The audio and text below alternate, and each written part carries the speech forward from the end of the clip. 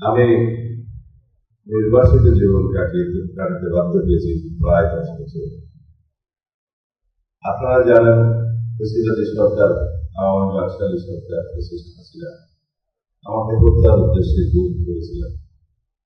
আপনারা দোয়া করেছিলেন, রোজা রেখেছিলেন, নামাজ পড়ে দোয়া করেছিলেন আমার মা বোনেরা, ভাই বন্ধুরা, এই দেশের সকল জনগণ।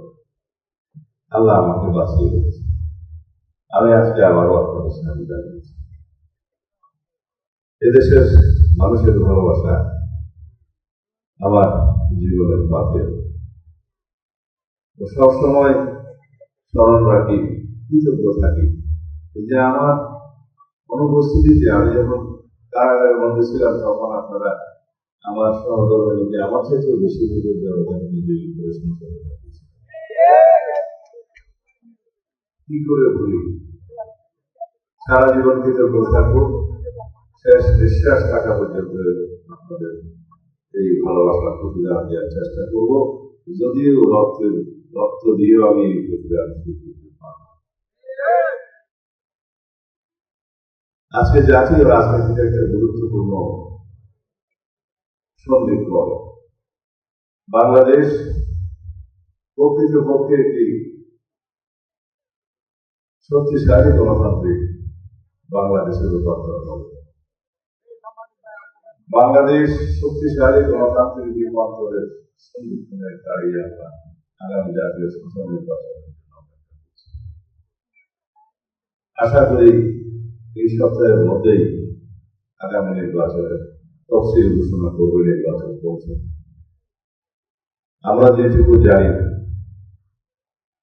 আগামী ফেব্রুয়ারির প্রথমার্ধে ইনশাআল্লাহ বাংলাদেশের এই ঐতিহাসিক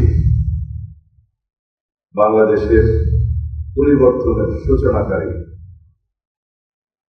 জাতীয় সংসদ নির্বাচন অনুষ্ঠিত হবে। এই নির্বাচন শুধুমাত্র মোদী বিজেপি সরকার গঠনের নির্বাচন হবে না। এই নির্বাচন হবে সারা বিশ্বের মধ্যে স্বীকৃত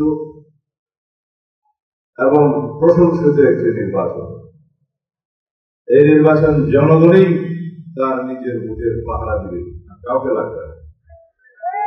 দীর্ঘ 16-17 বছর আওয়ামী ফ্যাসিবাদের কবলে পড়ে এই দেশের মানুষ ভোটাধিকার হারিয়েছে, গণতান্ত্রিক অধিকার হারিয়েছে, বাংলাদেশের নাগরিকদের সকল রকমের অধিকার তারা হারিয়েছে, অধিকার ভোগ করতে পারবে।